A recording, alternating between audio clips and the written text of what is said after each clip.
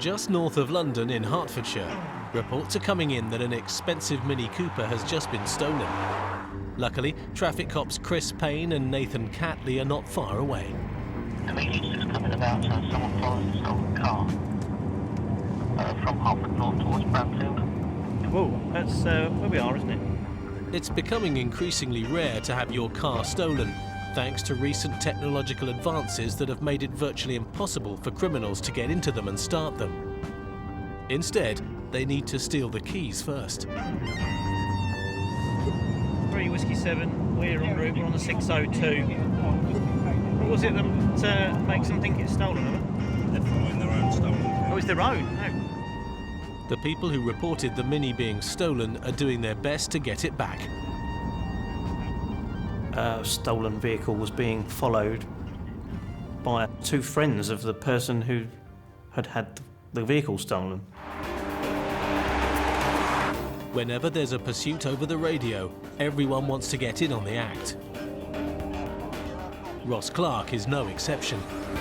The road that it was being pursued along sort of comes out no more than kind of a quarter of a mile from the motorway junction. And as we were coming off, I was thinking to myself, we're either going to get on the back of this pursuit or we're going to be able to get there, get a stinger out and sting it. Patrolling in his unmarked police car, Jim Norton was able to get behind the Mini by pure chance. As I came up to the Datchworth turn on the B197 at Walmer Green, Mini pops out the junction across my path. I'll never forget it. Brake discs were glowing red, orange hot. I thought it had one of these snazzy set of wheels that glow in the dark, but it's because the brake discs were literally burning so hot they were glowing. Vehicle is fighting heavily. For some reason, the driver's got his foot on the brake while he's driving along. I'm thinking, stolen Mini, this has got to be one of our auto burglaries that we suffer. So this is going to be some real professional criminals out there stealing cars overnight from addresses by means of burglary. The way the car's being driven, the chances of an accident are great, especially now he's suddenly discovered how to drive without his foot on the brake. Your heart jumps up into your mouth. You think it's a really wrong time to accelerate, and you can see what's going to happen. Hit a tree and into a bus shelter, and you're thinking this person's going to be probably really badly hurt. But somehow he isn't. You can tell he's under the influence of something, whether drink or drugs. The car thief doesn't have any obvious injuries at all. Criminals have this irritating ability of escaping any harm for what they do. I quite often liken them to cockroaches. They can get blown up or go through car crashes, yet they're just indestructible. They'll be back next week stealing cars and taking drugs. Does it hurt anywhere in particular? Are you bleeding at all anywhere? I don't really know, mate. First thing I knew, I hit that thing, and all of a sudden you were. And that's all right. You understand you're under arrest, yeah? No, I understand. You understand arrest for theft of motor vehicle, all right? Yeah. Okay, fella. And he's then come clean. He says, I've consumed 20 cans of Foster, I think it was, and taken some spliffs, some cannabis, and I'm on this antidepressive medication as well. The Mini's absolutely wrecked as well. And I'm thinking this thing looks like it's gonna catch fire. It's gone into the side of a bus stop. Hello, guys. Yeah, we're the ones that reported it. It's proper smoke, and I wouldn't be surprised if that goes up in a moment. Yeah. I take it you've called Trumpton for this. It is smoking quite heavily. I'll give him a call. Thank you. If that had been sort of 3 o'clock in the afternoon, he's done 50 mile an hour into a bus stop. That would have just been horrendous. Sierra 6 have arrived. Not overly concerned at the level of injuries at this point. Obviously, I'll wait for an update from Ambo. He was complaining of pain to his neck and back due to the impact of the collision. So we immobilised him, basically by taking control of his head, C-spine immobilisation. So if there was any cervical spine injuries, they were basically protected. Which leg am I touching? Which leg am I touching? Even though he's committed these offences, our first role is to provide first aid and trauma care. Yeah, all right, we'll leave you to it then. Cheers, thanks a lot. Take care. It looked like his brakes were actually locked on or jammed on. A lot of the time as it was coming along the road, you could see there was a lot of smoke coming from the actual wheels themselves, and when it had turned right, you could see the brake discs were actually glowing red hot.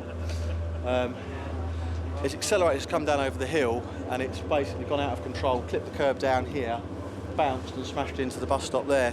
He's come round too fast, and you can see the skid marks where the back end's basically slid across the road and he's hit the curb, and that's bounced him up the curb into the bus shelter. The smashed Mini belongs to a girlfriend of the lads who were following it, who'd had her car keys stolen. So you knew that it'd been pinched out of her handbag, and you were like, well, we'll sit up on your motor? Yeah. She had her handbag stolen, and they've assumed her car keys are in that handbag, and they've put two and together and thought whoever's stolen her handbag is probably going to come and look for her car. And when they were on their way back to where she'd had her car parked, they saw it coming out. So we chased him and were on the phone to the police at the same time, giving them directions where we were going, and then this is what happened. Luckily, one of them's a racing driver as well, so he's managed to keep up with her quite well.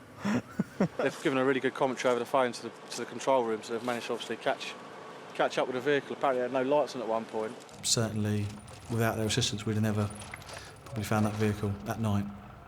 We found a few things in the jacket pocket of the driver. We found a couple of mobile phones, one of which is a BlackBerry, which we believe to belong to the owner of the Mini. The cops need to find out exactly who the auto burglar is. Obviously we can't do mobile ID because he's being treated, but just to give us an ID, it's him.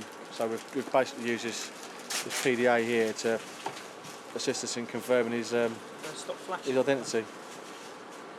So by looking at the picture there. The man is James Bevan, and he's failed the roadside breathalyser. He blew well over, and then obviously to get an evidential sample from him, we can't take him back to the police station, stand him up next to the intoximeter to get an evidential sample from him because he's injured and he needs medical treatment. So the next step is to get a doctor out and request a sample of blood for analysis. Yeah, I can see it from here, can't you? Can you see the tip of... Yeah, keep that shining on it. The traffic cops just need 1 or 2 measurements for their report, and then the road can be reopened. He's completely smashed. He's had 20 cans of Foster's. He's had cannabis about 4 hours ago. He's had all these other... Heroin as well. He's had heroin now, has he? Yeah. So it's not worth it. You say he's had Valium and everything else. They offered him gas and air. It wasn't not strong enough. Wasn't going to hit the spot. No, I doubt what he's had. Yeah, he's been charged with 8 offences, which are aggravated vehicle taking, failing to stop for police, dangerous driving, using vehicle no insurance, driving otherwise in accordance with a licence. I think there's even some malicious telecommunication offences because there's been a couple of fake 999 calls from a drunk male in Hertford town centre, which was him also. Yeah, a bit of a silly boy, really. In the 1990s, car crime amounted to more than 20% of all crime. Nowadays, that figure has dropped to less than 10%. Even so, stolen cars are still high on tonight's priority list for Ross. Night shifts is the time of the auto burglar. He's on the lookout for them with Mike McCoy. So we're driving around the ring road of Watford, and I see this really nice Porsche Cayenne, and I'm thinking, yeah, that kind of fits the bill of the kind of car that's going to get stolen at this time of night. Whiskey 3, can I have a vehicle check, please, quickly?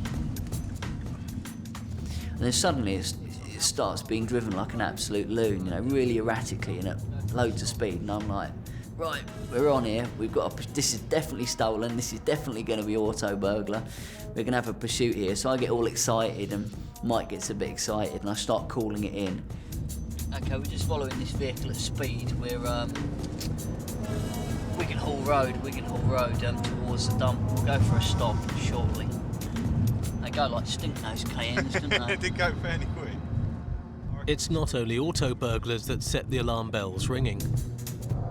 In Watford and around our area, we have a lot of drug dealers.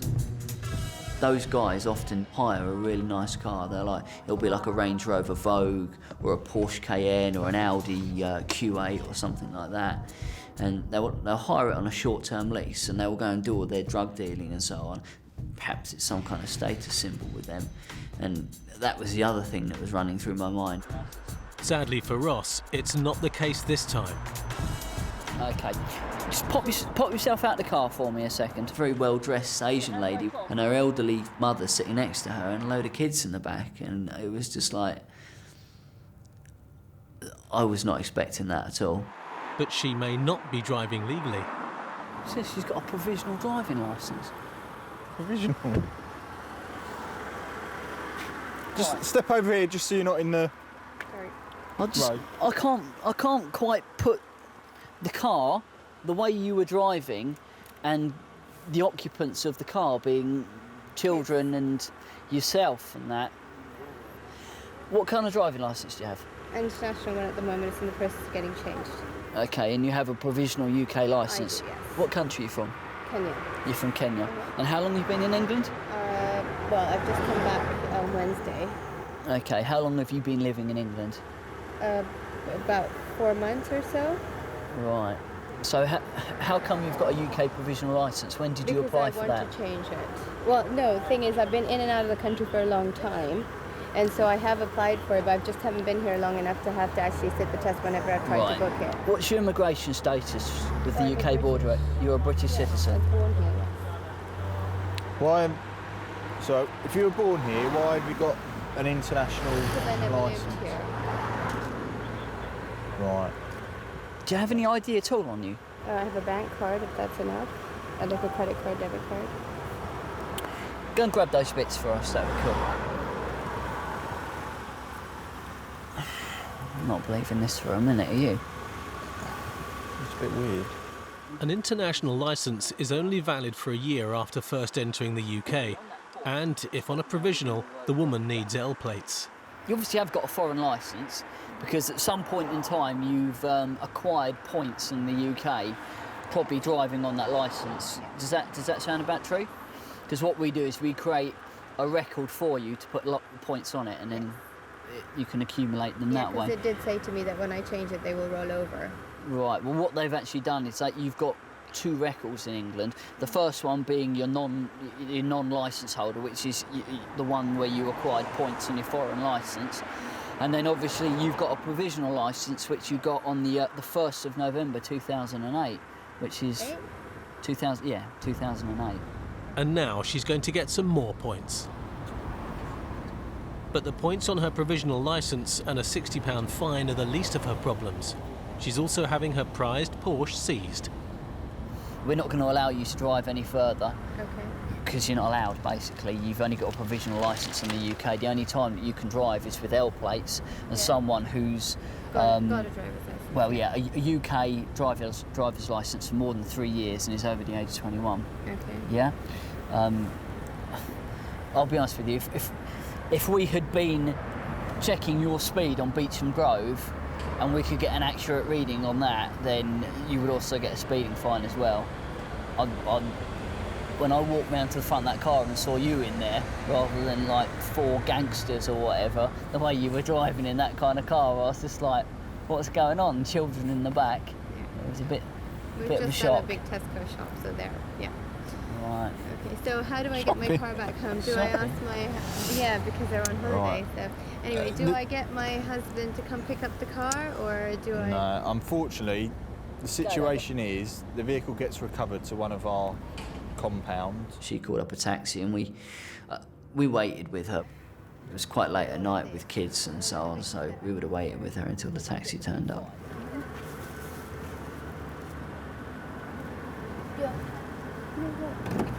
It's quite good, isn't it? Little less right foot, eh? Okay, thank you All right. very much. All right, Take see care, ya. thank you. Bye. Lap of luxury inside. Well, can't even afford to tax it. How much is the tax? 455 sheets. 455 quid to tax it. Mate, that's my spending money for the month. Busy night, eh? Yeah, there's bits and bobs going on, definitely. It's turning out to be a busy night for suspected vehicle crime. A roadside number plate reading camera near Stevenage has picked out another stolen car. There was an ANPR hit on the vehicle, straight away flagged up as being a stolen vehicle. So we've all gone to where the vehicle has hit the camera and started to search for it. Jim's been joined in the hunt by his colleagues Nathan and Chris. I'm just trying to get through to someone to find out if we've got any more details, because it's an overdue hire one. Stealing cars after hiring them is certainly one way to avoid the difficulty of getting hold of the keys. Jim has found the car, a Renault Clio, in an Asda car park.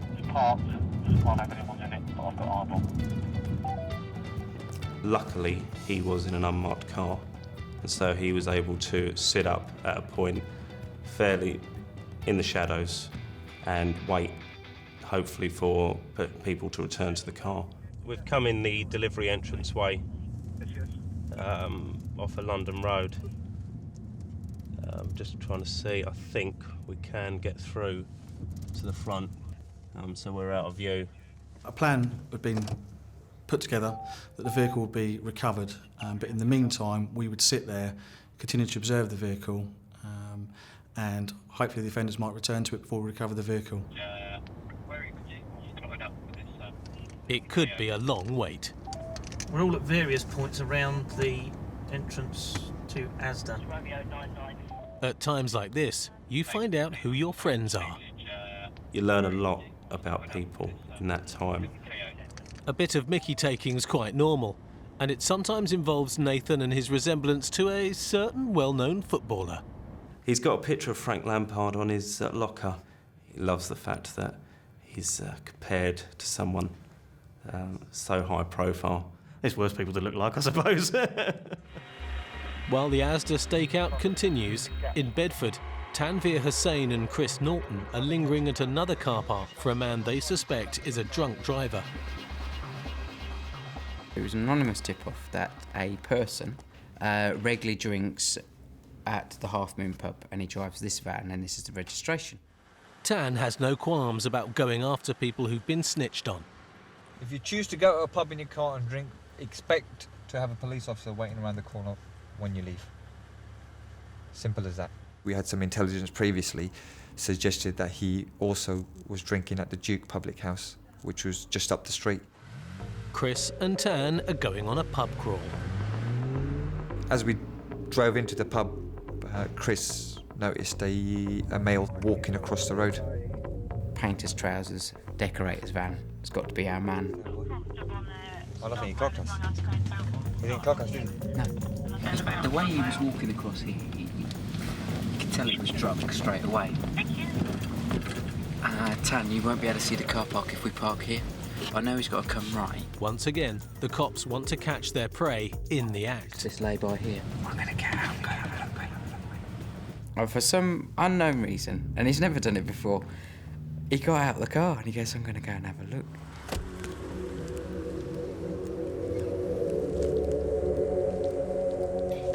As the male crossed the road, he went out of view, so I just wanted to be sure that he went into the pub car park and not walked further up the road, otherwise we would be sitting there for half an hour and nothing would happen. As I got closer, I just heard the sound of an engine. Let's go, he's come. And I immediately realised it was him. And the next thing I hear is the slap of feet and the huffing of, panting of breath. And Tan runs back and it's him. You're a naughty boy. We've got the van.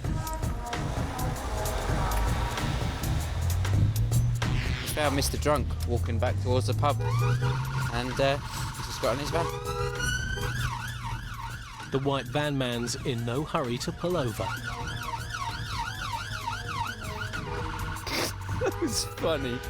The police computer says the man's name is Wayne Hughes.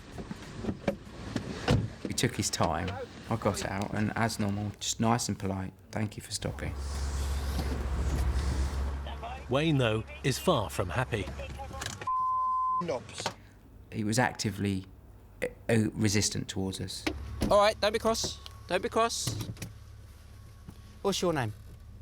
Bert. Right.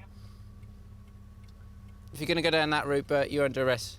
He was just being obstreperous towards us, and I just thought, I'm not going to play your game.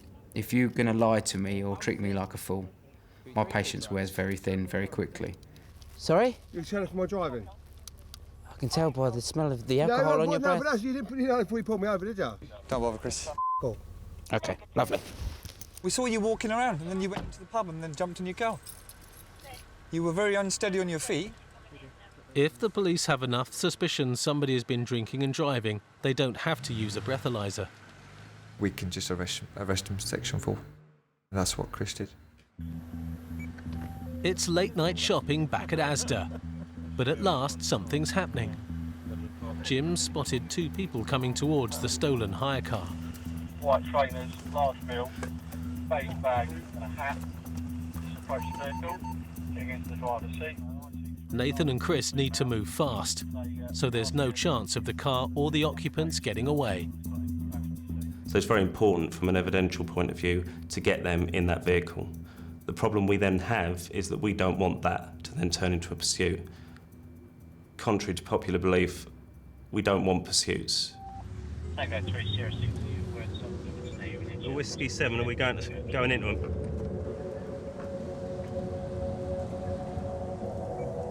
Yeah, we're in there now.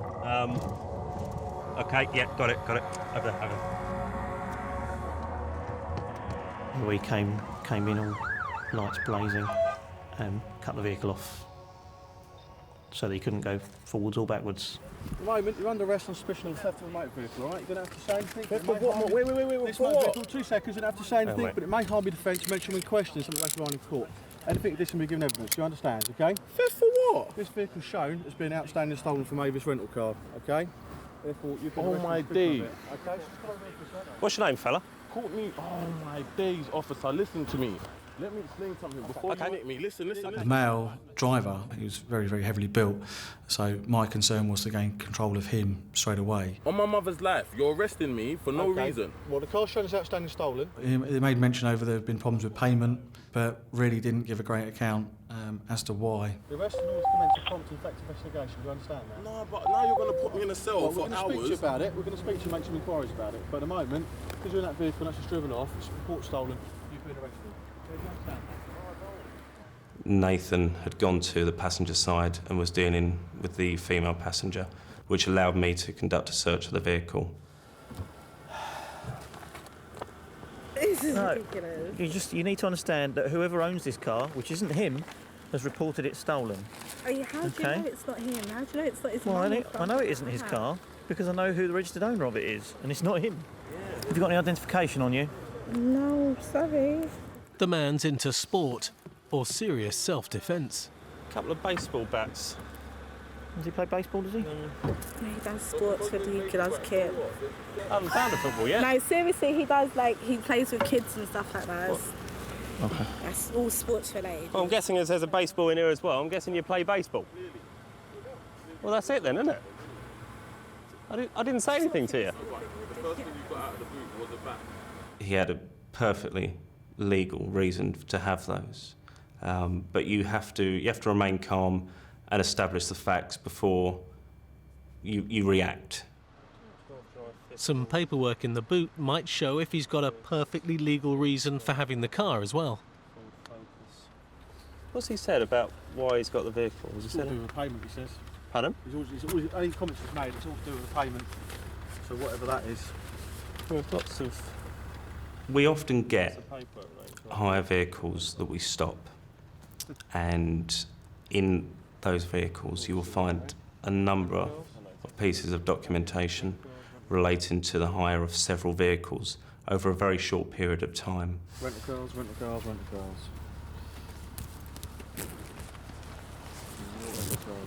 So you have to ask questions as to why a person is hiring several different vehicles over a short amount of time. What is their reasons for doing that? You can draw your own conclusions from it, but you've got to remain impartial to a certain extent, and you need to look at the evidence you have in front of you. The reason that you're in this situation is because you're in a vehicle that's been reported stolen. Because you saw 2 black people and you felt the need to pull them over. Well, if you think that, I'm sorry that you think that. That's what it is. It's racism to the highest degree. That's what it is. Okay. It always is with police officers. They just see black people and think suddenly we're doing wrong. Well, guess what? He works with kids. Guess what? I work.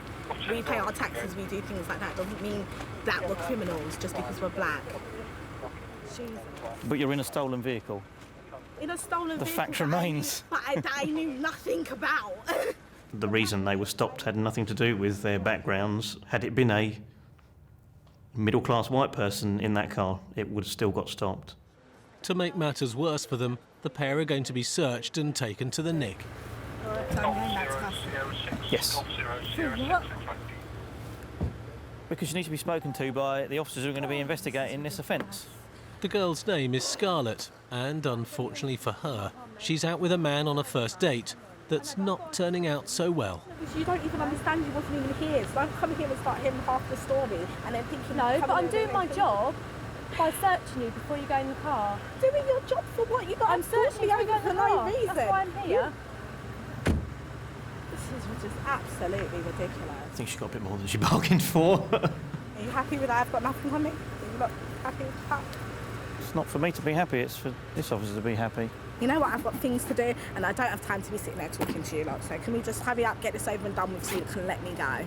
Would you like this? Yes, please. There we go. Would you like to put your... This is literally an £800 bag, can you just make sure nothing happens to it? when we get to the police station, it'll be put in a locker and nobody else will Not touch on it. the floor, Can you not just on put your anything. sunglasses in there for me?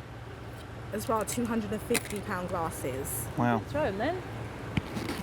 Really quite appreciate that sarcasm. Decision had been made by our Oscar 1, the inspector, and he said, we'll get the vehicle recovered. There's always forensic opportunities in the vehicle that we can use. I'm not going to run off. Come on, you as a woman should know I'm not going to run off in 4-inch heels. Come on. I can't say I've seen you in 4-inch heels. Obviously, being stopped by the police when you're on your first date, not ideal, I suppose. She was planning on a candlelit dinner somewhere. Not custard donuts at Asda's. While the couple get transported to the police station and their car gets taken away from Asda, the white van man caught drinking and driving in Bedford is already being booked in for a night in the cells. Listen, like I said in the car, let's sort this out. You're here for a reason. You've got yourself in this mess. The custody sergeant's going to deal with you. We're going to get you out as soon as possible.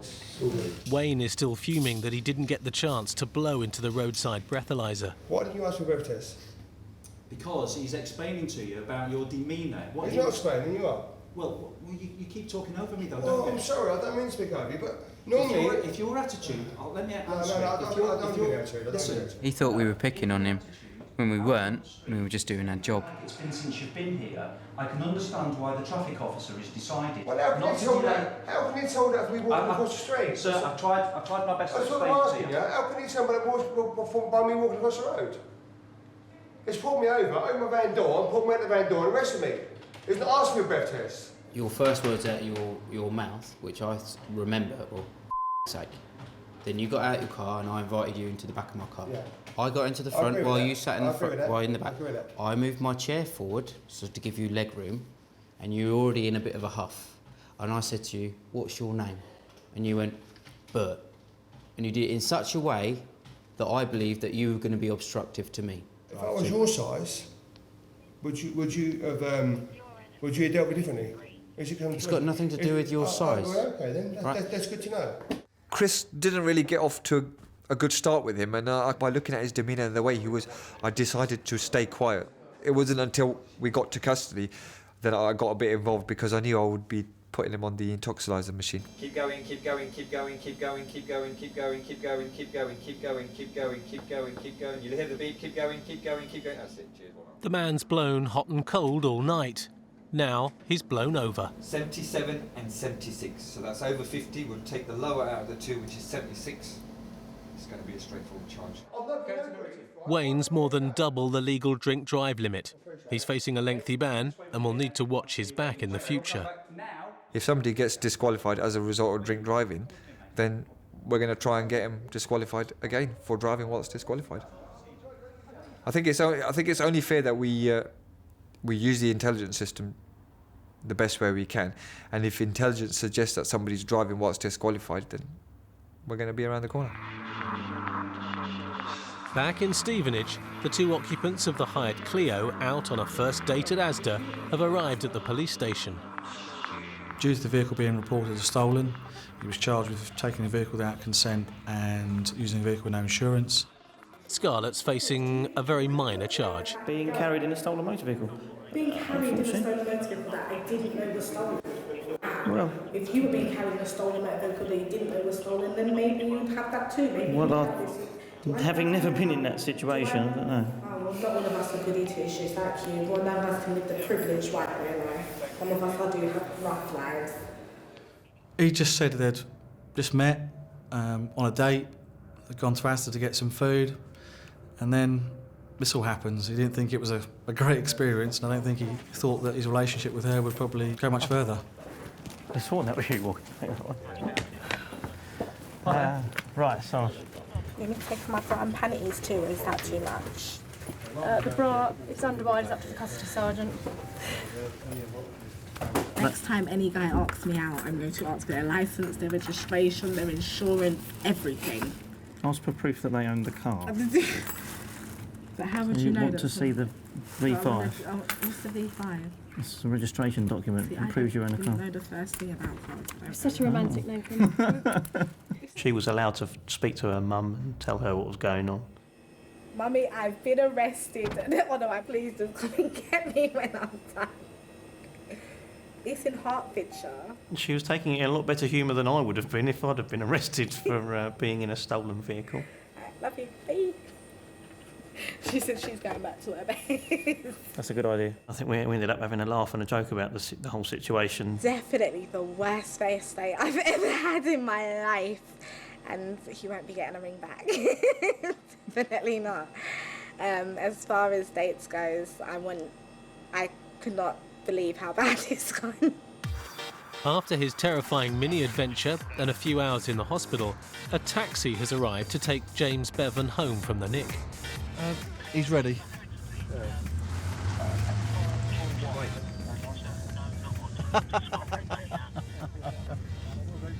Where is he? In the front desk, is he? Yeah, he's wearing his green suit because we cut all his clothes off him. We were asked to take him home, and reluctantly I did. I'm more bruised, a bit bruised and battered sort of thing where I was shook about. He showed a little remorse, not much. Not much. I don't think there was much mentioned about the poor owner of this car. Look, I'm alive, didn't kill no one, so I suppose. I find it very difficult sometimes to sit there and listen to someone go on and on and on when I've seen the damage and the hurt that they've caused. Oh, I've got bail till the 7th of September. So I've got my birthday's on the 5th, so I can celebrate that knowing that I'll be alright. I don't want to go to prison, but if I go to prison, I go to prison. I've done the crime, so do the time. Alright, James, you take care, mate. I have very little time for people like that. The only remorse they have is the fact they got caught, I find. Catching car thieves and picking up the pieces is only part of the job. Beds and Herts traffic cops must go beyond that. Come on, Mr. Poland, out the way. Thank you. People with knives are now an everyday occurrence for them. Officers from the Highways Agency have put in an emergency call about a man waving one around on the side of the busy M25. Highways officers, HASOs, had asked a foreign heavy goods vehicle driver to leave the hard shoulder because he was parked on there, and they described him as becoming very irate and threatening them with a knife.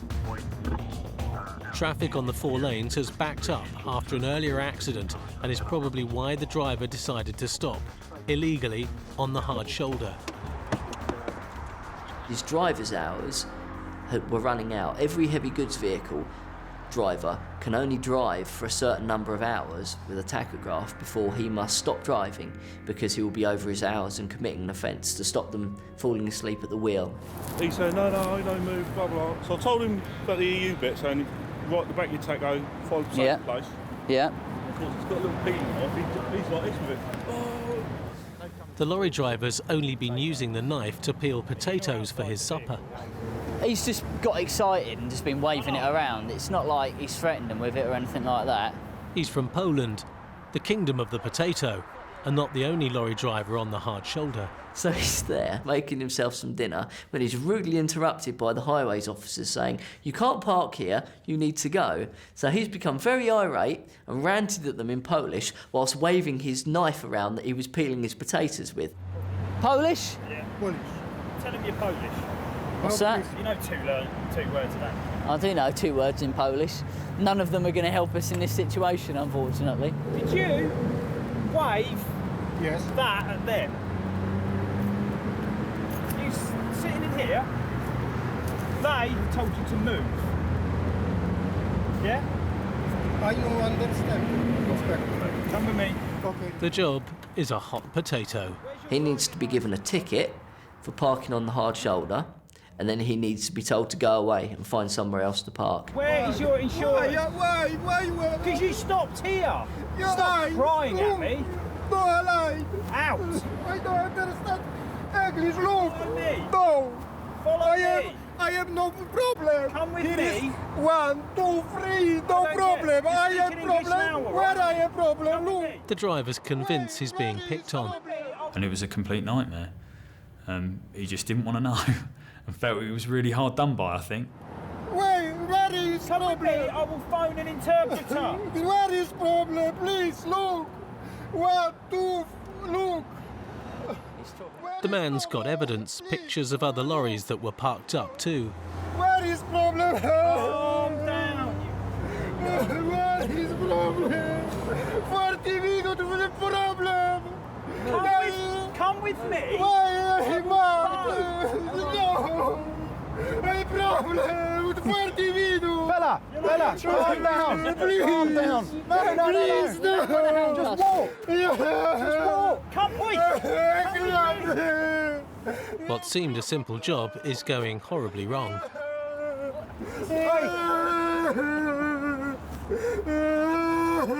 Fella. Arrested for The Haytos have just made him cry. Come on. Horrible Haytos made you cry. He's all right. He's just very upset. We couldn't get through to him, so we thought we'd take him to the car, get a Polish interpreter and tell him what was going to happen. He's starting to cry and have a temper tantrum like a kid, basically. He's really got his knickers in a twist. There were just some really baggy sort of trousers, and they just fell down, which was a bit weird. The traffic cops are quite used to breakdowns, but not this kind. Calm down. Calm down, right? I no problem. Okay. Chill out. He was quite a good actor, or he was very, very upset. He's mad, quite frankly.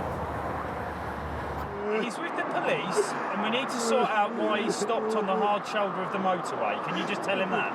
He's not going to get hurt unless if he listens to us, he'll be fine.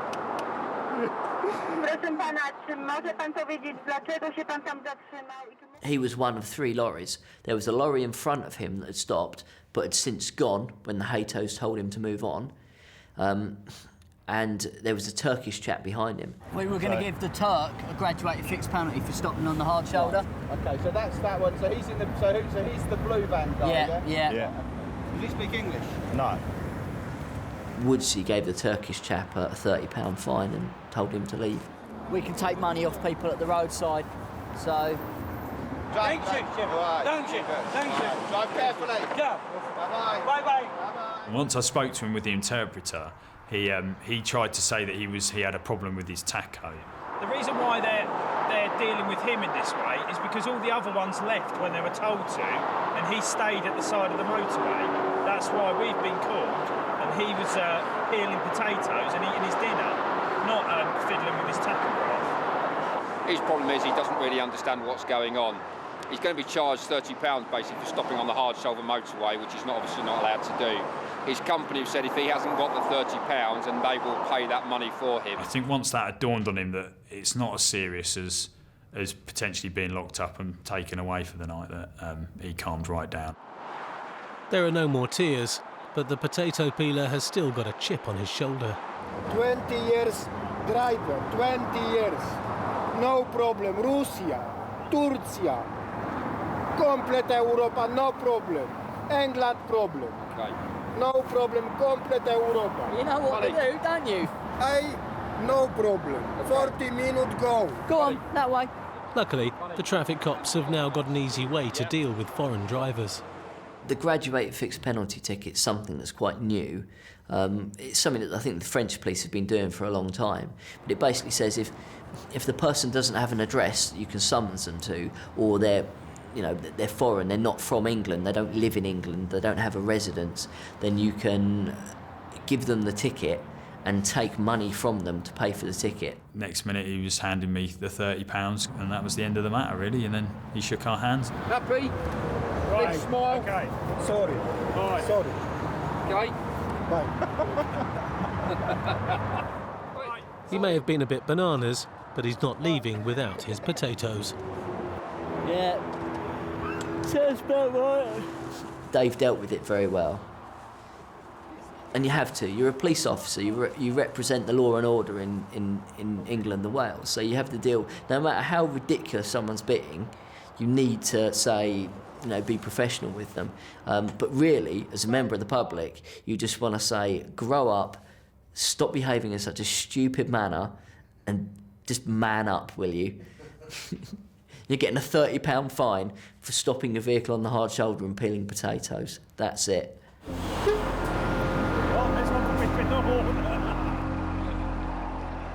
While the Polish knife man heads off to finally get a bite to eat, reports are coming in of another sighting of someone with a knife 20 miles north in Bedford.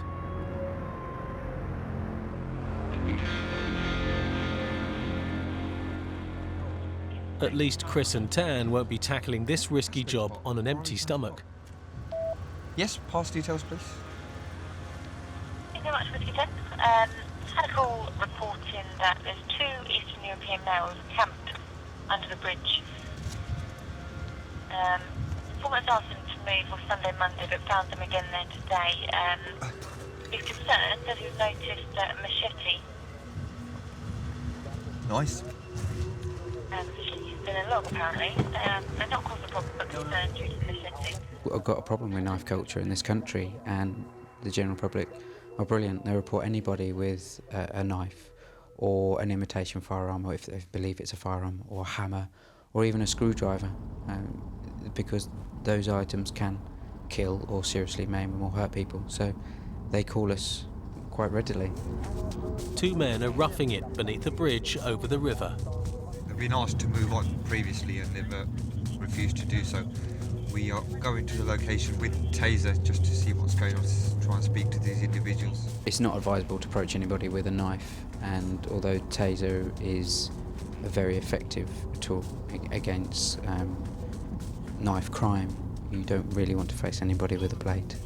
Chris and Tan are meeting a local beat bobby already in the area. There they are. The land all belongs to the local borough council. You're not allowed to camp or hunt or fish there without permission or with a licence for fishing. So it's going to be, it is along here, isn't it? Yeah. Towpath. The actual informant says there was a sheath near to the machete, but it was too small for the machete to fit in. It's just a matter now of finding the men. It was very vague. It was one of those, I've seen somebody by the river here-ish. I remember hearing the Benny Hill music because we walked up and down that embankment or towpath several times just trying to locate these people. Tan has finally got scent of them. All right, guys. How are you? You okay, yeah? Do you speak English? Yeah. Okay. How many days have you been here? 5 days. 5 days. The men are homeless and Polish as well. They were living off the grid. They didn't seem to have any fixed abode. Have you been spoken to today by anybody? Yeah, it's been guy from Priory Marina about 1 hour ago. He just told us that we got. You have to leave, yeah. Go away, so I just pack it up. Okay. The machete is here. That's a big knife. So, once again? You're not allowed that. Is that all you have? Do you have anything else? No. Nothing else? Maybe more life. Okay, tell me where. Where? Okay. Can I have a look in your bag? Okay. Just stand there for 2 minutes, please. Empty your pockets.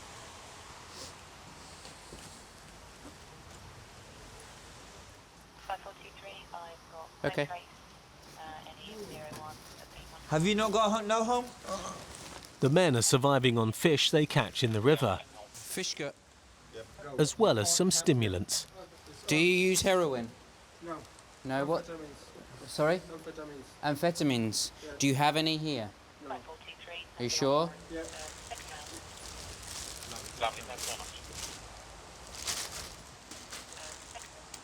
What name did he give you? Was it Martin? First name? Yeah. Another one. Yeah. Relation to what we found under the circumstances, seize them, get them booked in. Yeah. Advice. I Yeah. think that's the most appropriate action as opposed to... You do, chummy. I'll do this, chap. We're going to take both of those knives and we're going to book them into property.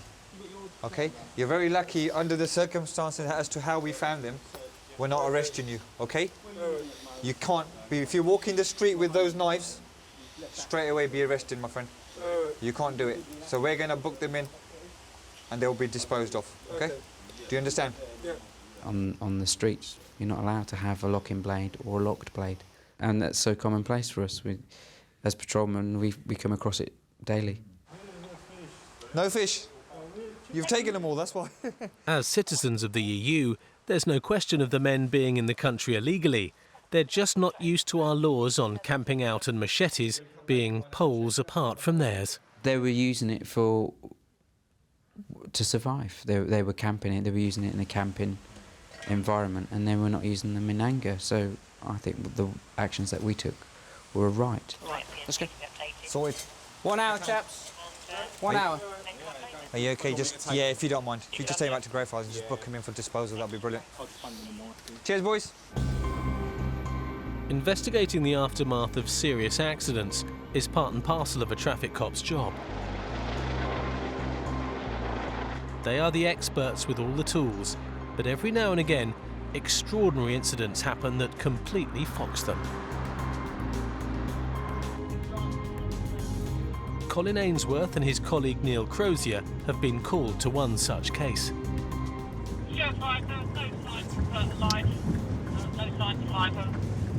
A man's body has been found lying beside the road on the outskirts of Hertford. There wasn't any vehicle, which was quite odd at the time because it had come across as it was an RTC. You know, we're looking at a fatal and the offending driver's made off. A passing cyclist discovered the body, but it's not clear how it got there.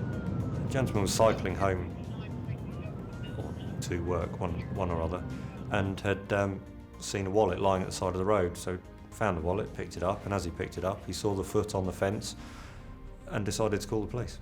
We're not assuming at this stage that it's an RTC until we review supervision.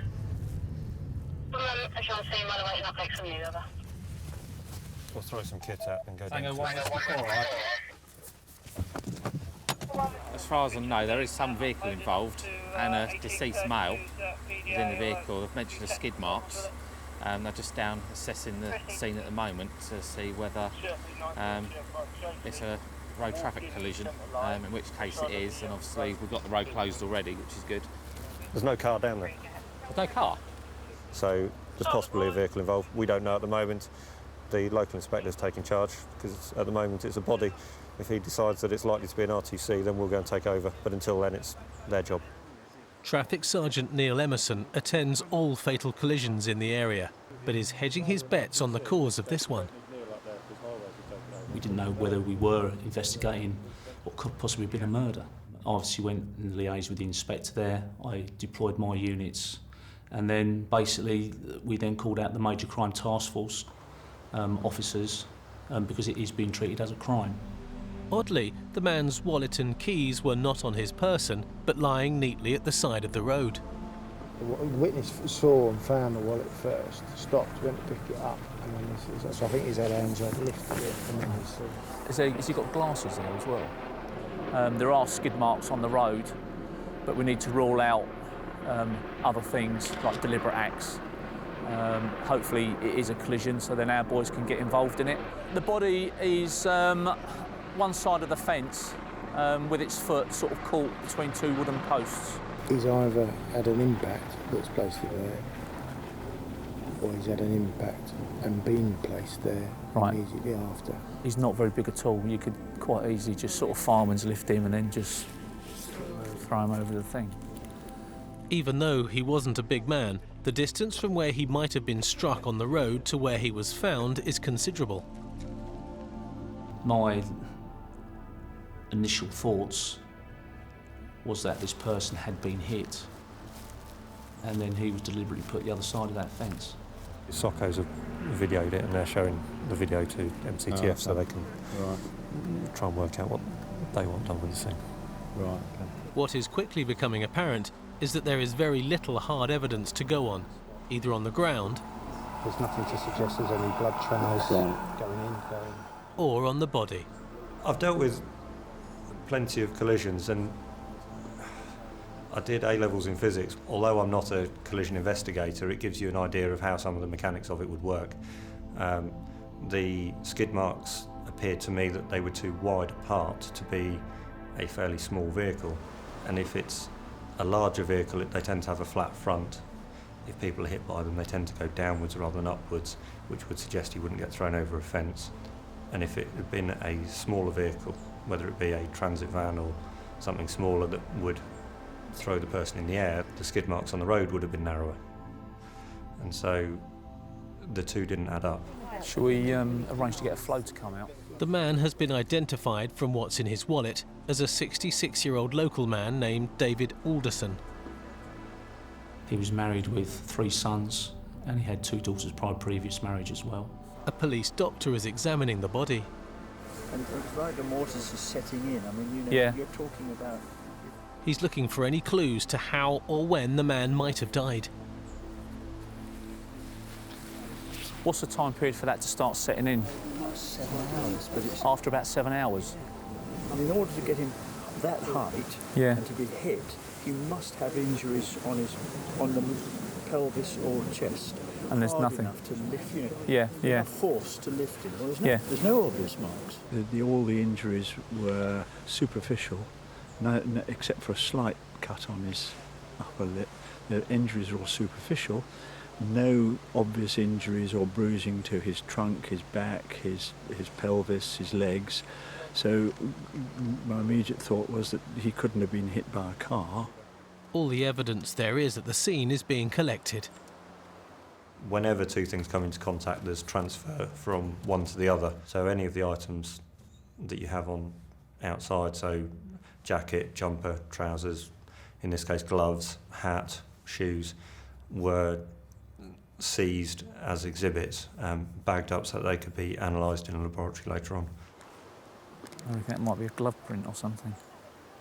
We've got a bit of blood on the inside. Something that may ultimately be crucial in cracking the case has been found.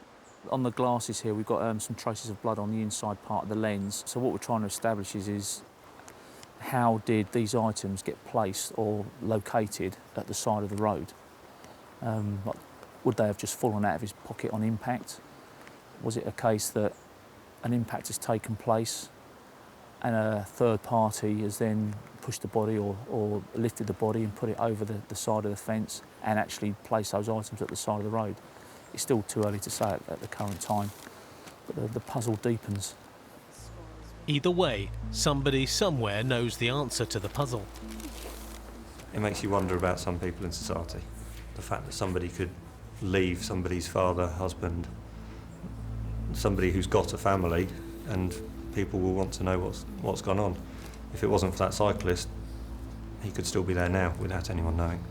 He could have been there for a long time, and so it makes you wonder about how people can do that kind of thing. A post-mortem examination of the body showed that there were internal injuries consistent with being struck by a large vehicle.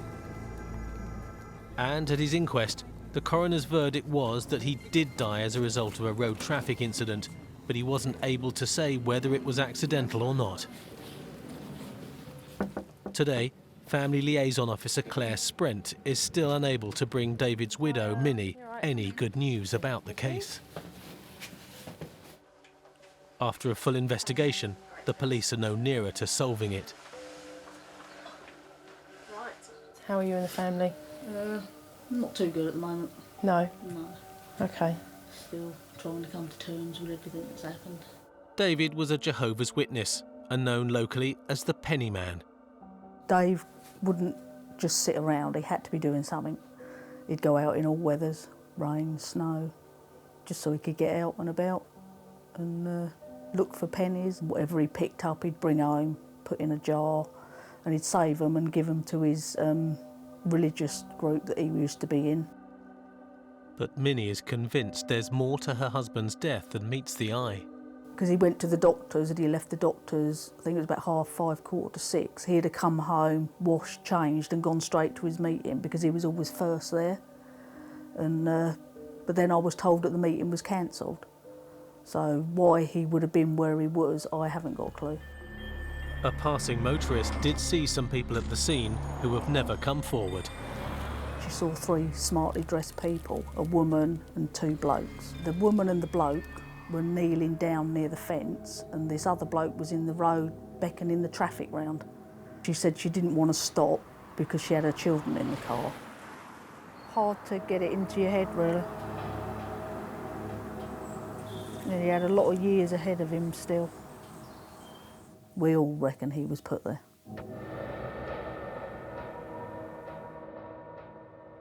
Some road accidents are a mystery, none more so than this one.